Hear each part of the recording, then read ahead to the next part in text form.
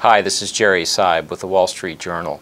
My latest Capital Journal column looks at one of the great issues, sometimes spoken, sometimes unspoken, that's hung over the entire campaign 2008, and that is the question of whether race will affect the outcome. We're now 1 week before the election, and I think honestly nobody knows the answer to that question yet.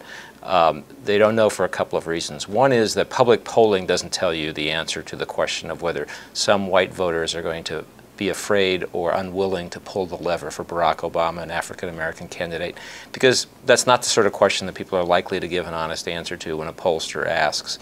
Secondly, I don't think history gives you much of a guide because this is a different kind of campaign and Barack Obama is a different and unconventional candidate. So whatever people think they knew before about this question, I don't necessarily believe it applies in this case.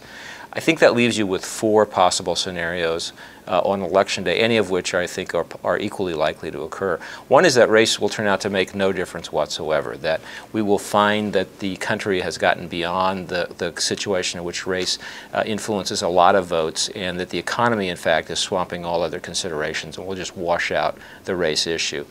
The second possibility is that, in fact, a lot of white undecided voters will move away from Barack Obama because of race, and that will cut against him and for John McCain in some key states.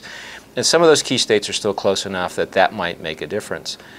The third possibility, it seems to me, is that some of those white voters would move away from Barack Obama, but that the impact of that movement will be overwhelmed by the high African-American turnout that seems likely in some of those states, and the votes of many white Americans who probably want to vote for an African-American candidate to show to themselves and to the country that all of that is behind the country and that race doesn't really matter in these elections.